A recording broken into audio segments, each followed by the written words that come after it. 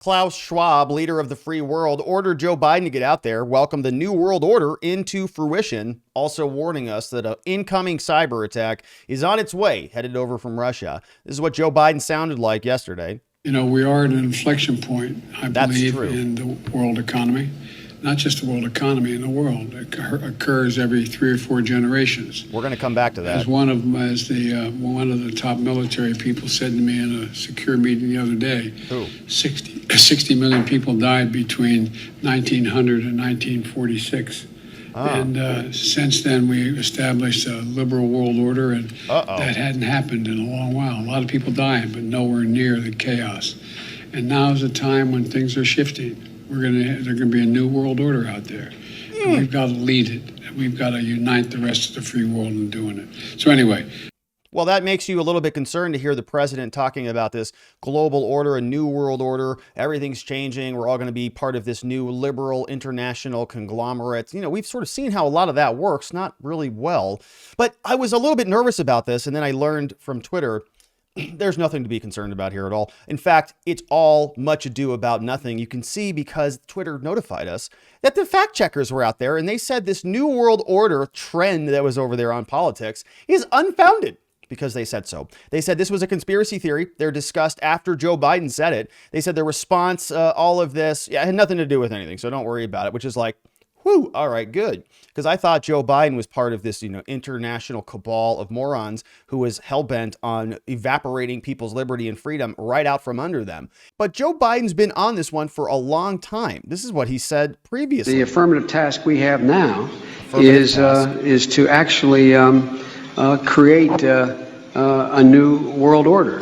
Again? Because the global order is changing again. We have to update the global rules of the road. We have to do it in a way that maximizes benefits for everyone. Oh, great. Maximizing benefits for everybody. We know how that goes. New world order, changing the rules of the global order and inserting, America into it. At the same time, sacrificing her sovereignty and freedom. So Joe Biden has been on this bend for a little bit. This is back when he was there at the World Economic Forum. You can see here he's very concerned, saying the greatest threat to this new world order is the distinct and illiberal, because they're sort of like peasants who just are unsophisticated. They are the problem, along with these external actors who are trying to deviate us from our course. This threat on this front springs from the distinct illiberal and external actors who equate their success with fracturing the liberal international order.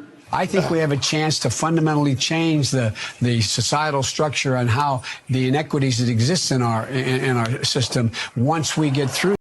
Hey, man, he's really struggling even then. And that was some time ago. But the thing that really stuck out to me was about Joe Biden talking about this new sort of pivot point in our society, saying that we are at a moment in our history that only comes up every 3 or 4 generations. There's an inflection point happening, not here just in the United States, but also on the world, talking about major deaths taking place in order to jump over the hurdle and reach the other end out of a global crisis. This is what he said. You know, we are at an inflection point, I believe, in the world economy.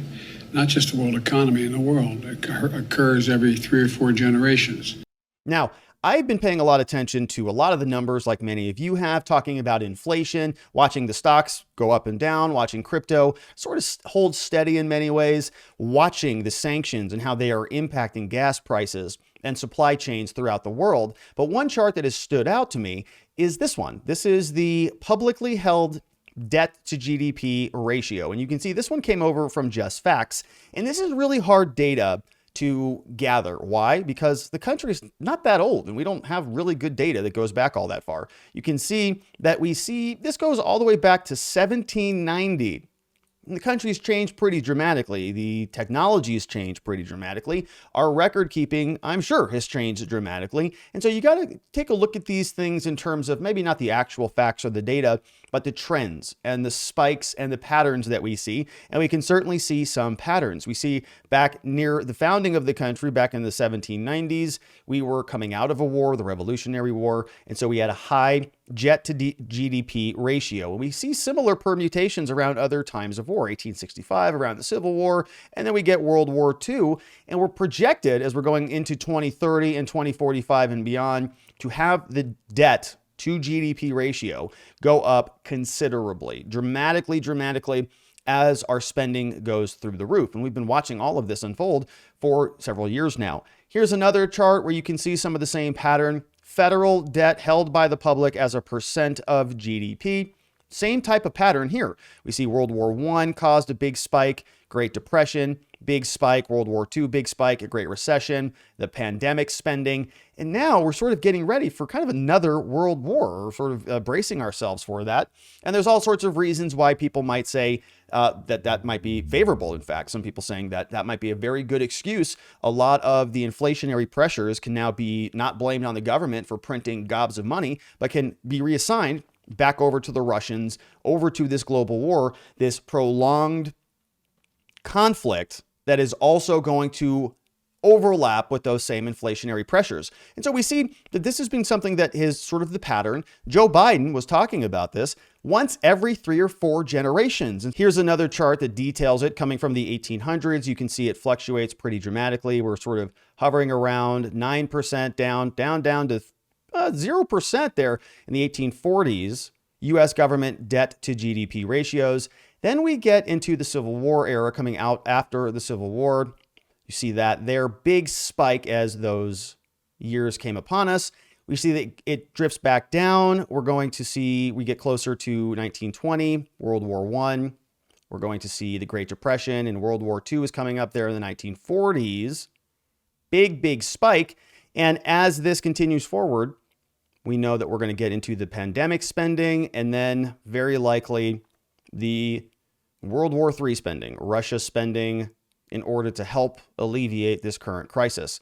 And that's where it stops. 127% of GDP is the debt to GDP ratio in 2020, and it's now 2022, and they didn't slow down. They've actually picked up speed now that Joe Biden is in office. Joe Biden has been in office for some time. Back in 2021, July, Senator Cornyn came out and said, yeah, we're experiencing a major problem here. This debt to GDP ratio is something we have not seen since World War II. The last thing our economy needs right now is another spending bill. Well, they've continued to spend well beyond what they were sort of proposing originally. Now we've got additional 1.5 trillions that are kicking around. We've got more money being funded over or requested to be funded over for Ukraine. And the list just goes on and on. Here's Cornyn explaining this ratio. So this is not a time, if there ever was one, for the federal government to continue spending this kind of money recklessly. Borrowed money, it's going to have to be paid back by future generations. I think we're approaching now a debt to GDP ratio that we haven't experienced since World War II. Yeah, very significant. And it's all over the world. Everybody's in debt. You can see this chart came over from Visual Capitalist, says government debt by country. So it's not just here in the United States. Remember, Joe Biden said that this is sort of a global change that we are all experiencing. And if you zoom in on this, it will tell us that the debt to GDP ratio is the 2021 numbers. It says the World Bank published a study showing that countries with a debt to GDP ratio of 77% or more have big economic slowdowns. We zoom in on this, we'll see Japan is right there at the center, 257%. That is not inconsequential. In serious debt. And you see Sudan, Greece, we have Italy's there, all part of sort of the first tier debt countries. Right in the second tier, boom, United States, 133%. And so that chart from 2020 said 127%. Now 133%. We'll see if that continues north. We're joined by other countries like Belgium at 113, France at 116%. We have a sort of a lower tier of debt. These are some of the smaller countries. You can see Austria, Congo, Tunisia, Brazil, 91%, ATG, some of these other countries. Let's see, Antigua and Barbados, right? ATG must be their name. UK, 109%. And then we get our final tier out, the Dominican Republic, 66%, Albania. And, I think some of these countries, Pakistan there, 83%, right? Some of these countries are significantly below that 77% threshold, whereas a lot of the other countries that you might think as, the bigger powerhouses of the world are obviously considerably in debt. Down at the bottom of this chart, Spain, Belize, Aruba, Bahrain, and others. And Joe Biden recognizing that we are at an inflection point. This is a moment for everything to sort of change, create this new world order, kind of like people might call a great reset. We've seen this. They rode this one back for COVID-19, right? And they tried, and they did get a lot through, and they were able to basically change the entire world through that crisis. And yet again, we are faced with another crisis. We're faced with a pending world war, something that is now already having dramatic consequences around the globe. All experts, I think, are pretty much in agreement that these consequences are not going to be short-lived. And we have a new crisis and a new opportunity for a new reset. And wouldn't you believe it? It's the same people that we're all familiar with already. We can see the World Economic Forum hosted Zelensky, the president, the global president, the leader of, I think, the universe now. Zelensky, president of Ukraine, gave a special address over in Davos in 2020.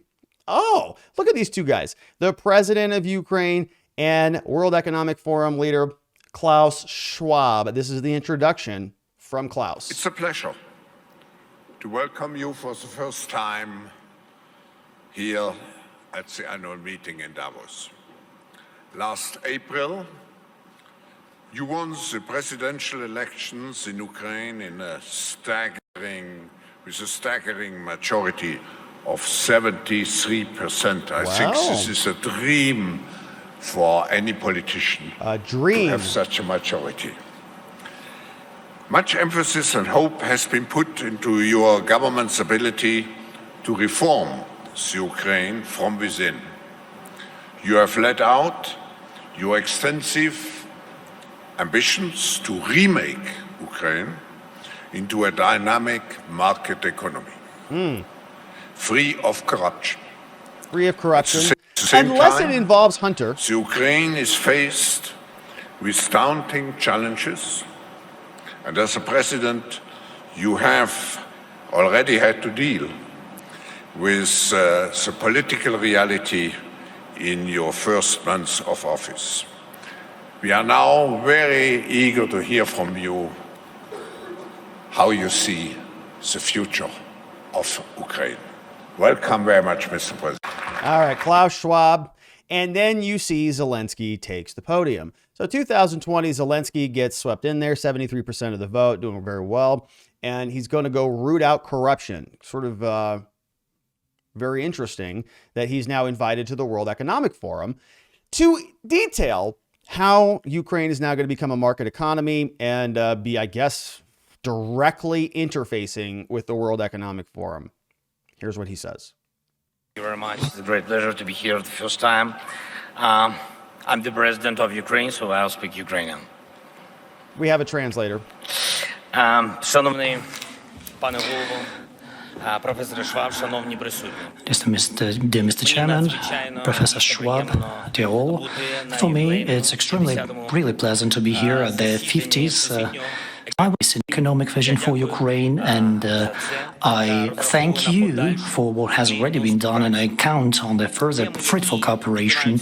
The topics which are debated here in Davos always focus on the state of the modern world and elucidate the challenges facing humanity. And this year forum united the leaders to discuss extremely important topic, the cohesive and sustainable world.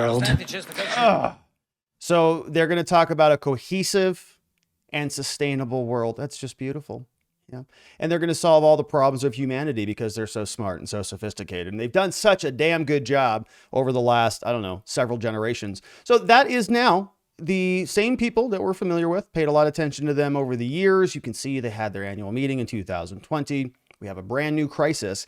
We know that they don't like to let a crisis go to waste. And since we are now facing the Russians, an impending doom, we now have another concern at our doorstep. We're talking cyber attacks. So look, the internet, very dangerous place for some of these dictators. They don't like people questioning them. And so if they want to get total control, they got to shut up the communication. They got to stop people from talking about all this stuff. And Lord knows that they can't allow disinformation to be spread about all over the place.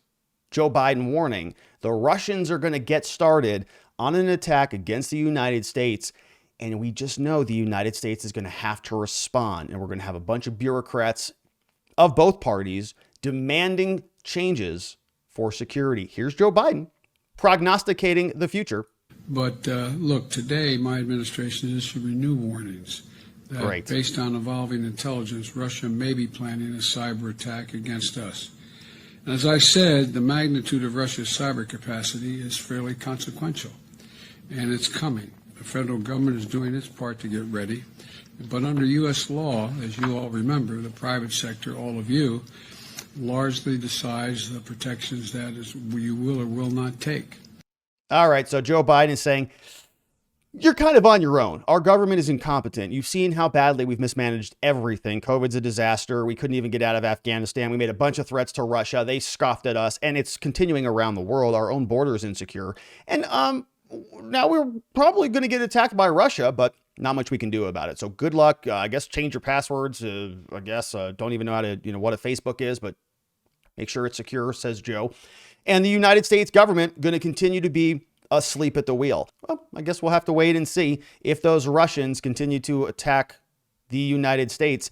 I think didn't they ruin election or a couple elections? Weren't they responsible for the Hunter laptop thing? Oh, yeah, they weren't. Oh, I forgot. So who knows what's going to happen? We'll continue to question this administration. I hope you join us as we do. Don't forget to subscribe before you get out of here. And I look forward to seeing you on the next one.